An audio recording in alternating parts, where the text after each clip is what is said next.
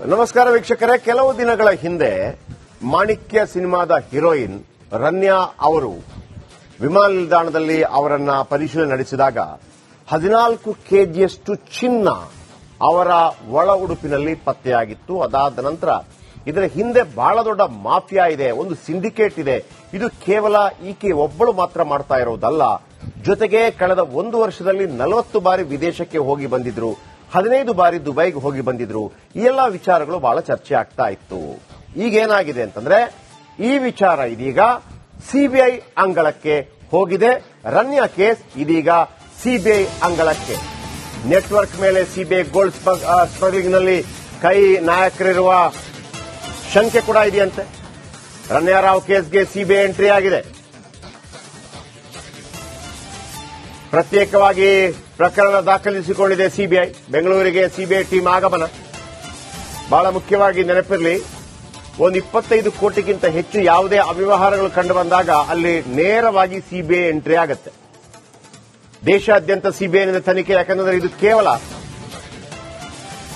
ಒಂದಿಬ್ಬರು ಮಾಡಿದಂತ ಘಟನೆ ತರ ಕಾಣ್ತಾ ಇಲ್ಲ. ಯಾಕಂದ್ರೆ ದುಬೈ ಈ ಹೆಣ್ಣು ಮಗಳು ಟೂರಿಸ್ಟ್ ವೀಸಾದಲ್ಲಿ ದುಬೈಗೆ ಹೋಗೋದು, ಅಲ್ಲಿಯ ಏರ್ಪೋರ್ಟ್ನಿಂದ ಮತ್ತೊಂದು ವಿಮಾನದಲ್ಲಿ ತಕ್ಷಣವೇ ವಾಪಸ್ ಬರೋದು, ಇಂಥದ್ದೆಲ್ಲ ನಡೀತಾ ಇತ್ತು. ಹಾಗಿದ್ದರೆ ಇದು ಕೇವಲ ಬೆಂಗಳೂರು ಏರ್ಪೋರ್ಟ್ನಲ್ಲಿ ಏನೋ ಪೊಲೀಸರು ಬಂದ್ರು, ಡಿಎಸ್ಪಿ ಮಗಳು ಅಂತ ಹೇಳಿದ್ರು, ಪ್ರೋಟೋಕಾಲ್ ಕೊಟ್ಟರು, ಓಕೆ ಒಪ್ಕೊಳ್ಳೋಣ, ಹಂಗ್ ನಡೆಯುತ್ತೆ.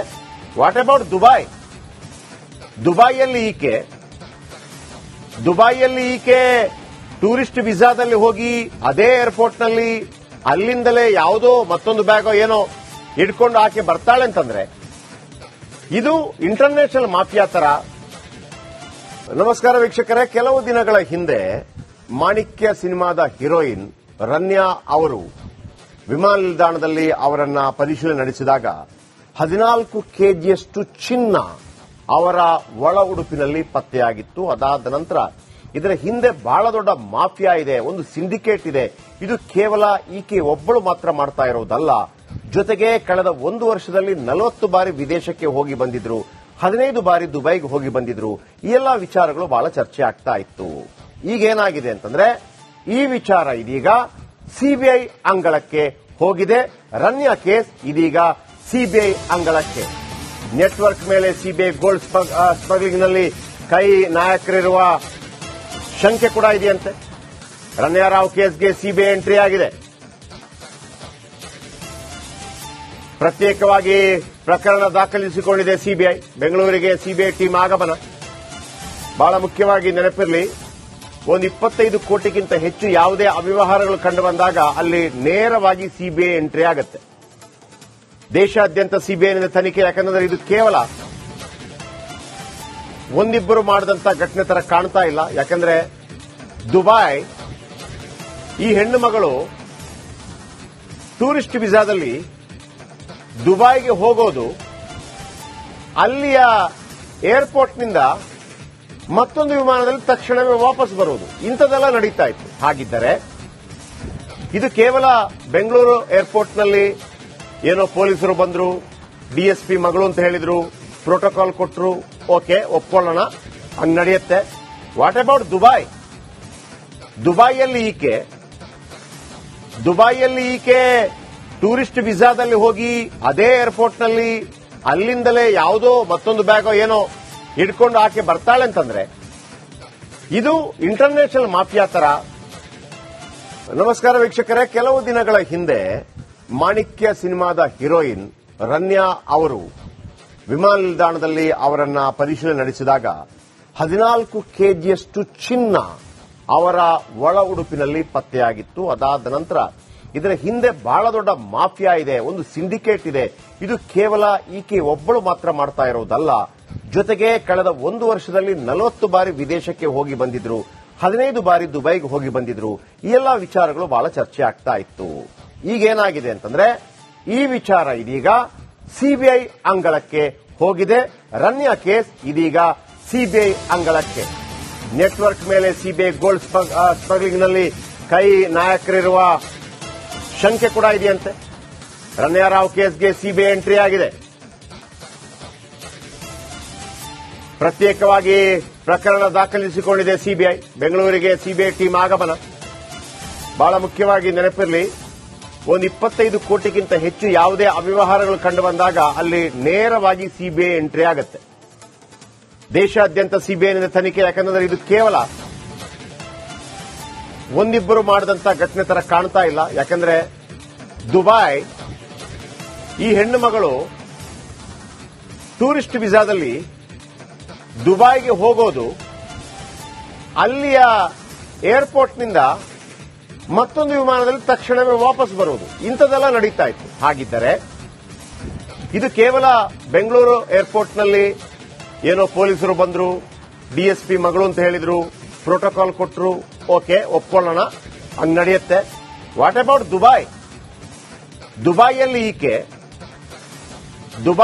ಈಕೆ ಟೂರಿಸ್ಟ್ ವೀಸಾದಲ್ಲಿ ಹೋಗಿ ಅದೇ ಏರ್ಪೋರ್ಟ್ನಲ್ಲಿ ಅಲ್ಲಿಂದಲೇ ಯಾವುದೋ ಮತ್ತೊಂದು ಬ್ಯಾಗೋ ಏನೋ ಹಿಡ್ಕೊಂಡು ಆಕೆ ಬರ್ತಾಳೆ ಅಂತಂದ್ರೆ ಇದು ಇಂಟರ್ನ್ಯಾಷನಲ್ ಮಾಫಿಯಾ ತರ. ನಮಸ್ಕಾರ ವೀಕ್ಷಕರೇ, ಕೆಲವು ದಿನಗಳ ಹಿಂದೆ ಮಾಣಿಕ್ಯ ಸಿನಿಮಾದ ಹೀರೋಯಿನ್ ರನ್ಯಾ ಅವರು ವಿಮಾನ ನಿಲ್ದಾಣದಲ್ಲಿ ಅವರನ್ನ ಪರಿಶೀಲನೆ ನಡೆಸಿದಾಗ 14 ಕೆಜಿಯಷ್ಟು ಚಿನ್ನ ಅವರ ಒಳ ಉಡುಪಿನಲ್ಲಿ ಪತ್ತೆಯಾಗಿತ್ತು. ಅದಾದ ನಂತರ ಇದರ ಹಿಂದೆ ಬಹಳ ದೊಡ್ಡ ಮಾಫಿಯಾ ಇದೆ, ಒಂದು ಸಿಂಡಿಕೇಟ್ ಇದೆ.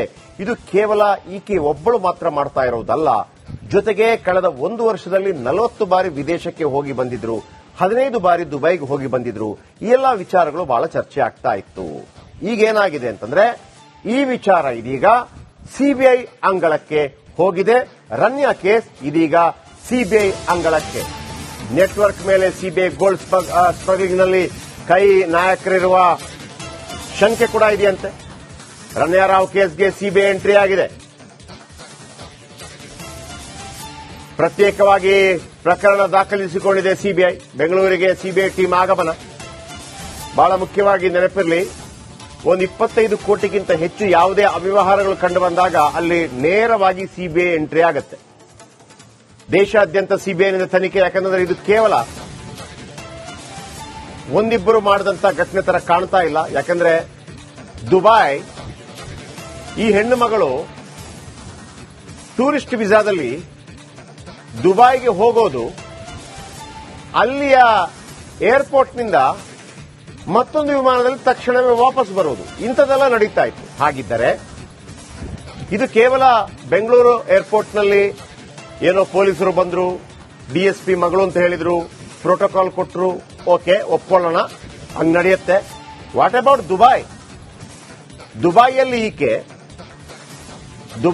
ಈಕೆ ಟೂರಿಸ್ಟ್ ವೀಸಾದಲ್ಲಿ ಹೋಗಿ ಅದೇ ಏರ್ಪೋರ್ಟ್ನಲ್ಲಿ ಅಲ್ಲಿಂದಲೇ ಯಾವುದೋ ಮತ್ತೊಂದು ಬ್ಯಾಗೋ ಏನೋ ಹಿಡ್ಕೊಂಡು ಆಕೆ ಬರ್ತಾಳೆ ಅಂತಂದ್ರೆ ಇದು ಇಂಟರ್ನ್ಯಾಷನಲ್ ಮಾಫಿಯಾ ತರ. ನಮಸ್ಕಾರ ವೀಕ್ಷಕರೇ, ಕೆಲವು ದಿನಗಳ ಹಿಂದೆ ಮಾಣಿಕ್ಯ ಸಿನಿಮಾದ ಹೀರೋಯಿನ್ ರನ್ಯಾ ಅವರು ವಿಮಾನ ನಿಲ್ದಾಣದಲ್ಲಿ ಅವರನ್ನ ಪರಿಶೀಲನೆ ನಡೆಸಿದಾಗ 14 ಕೆಜಿಯಷ್ಟು ಚಿನ್ನ ಅವರ ಒಳ ಉಡುಪಿನಲ್ಲಿ ಪತ್ತೆಯಾಗಿತ್ತು. ಅದಾದ ನಂತರ ಇದರ ಹಿಂದೆ ಬಹಳ ದೊಡ್ಡ ಮಾಫಿಯಾ ಇದೆ, ಒಂದು ಸಿಂಡಿಕೇಟ್ ಇದೆ.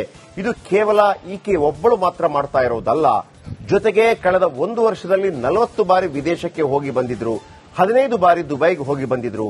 ಈ ಎಲ್ಲಾ ವಿಚಾರಗಳು ಬಹಳ ಚರ್ಚೆ ಆಗ್ತಾ ಇತ್ತು. ಈಗೇನಾಗಿದೆ ಅಂತಂದ್ರೆ ಈ ವಿಚಾರ ಇದೀಗ ಸಿಬಿಐ ಅಂಗಳಕ್ಕೆ ಹೋಗಿದೆ. ರನ್ಯಾ ಕೇಸ್ ಇದೀಗ ಸಿಬಿಐ ಅಂಗಳಕ್ಕೆ. ನೆಟ್ವರ್ಕ್ ಮೇಲೆ ಸಿಬಿಐ ಗೋಲ್ಡ್ ಸ್ಮಗ್ಲಿಂಗ್ನಲ್ಲಿ ಕೈ ನಾಯಕರಿರುವ ಶಂಕೆ ಕೂಡ ಇದೆಯಂತೆ. ರನ್ಯಾ ರಾವ್ ಕೇಸ್ಗೆ ಸಿಬಿಐ ಎಂಟ್ರಿ ಆಗಿದೆ.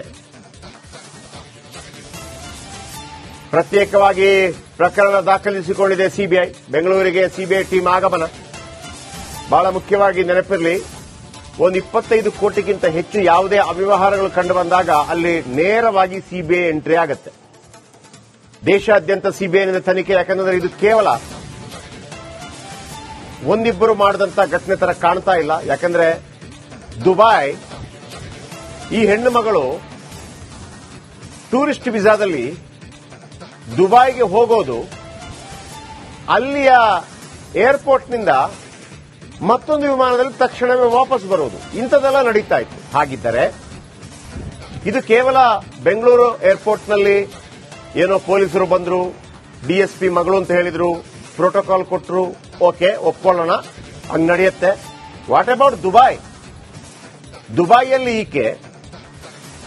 ದುಬೈಯಲ್ಲಿ ಈಕೆ ಟೂರಿಸ್ಟ್ ವಿಸಾದಲ್ಲಿ ಹೋಗಿ ಅದೇ ಏರ್ಪೋರ್ಟ್ನಲ್ಲಿ ಅಲ್ಲಿಂದಲೇ ಯಾವುದೋ ಮತ್ತೊಂದು ಬ್ಯಾಗೋ ಏನೋ ಇಟ್ಕೊಂಡು ಆಕೆ ಬರ್ತಾಳೆ ಅಂತಂದ್ರೆ ಇದು ಇಂಟರ್ನ್ಯಾಷನಲ್ ಮಾಫಿಯಾ ತರ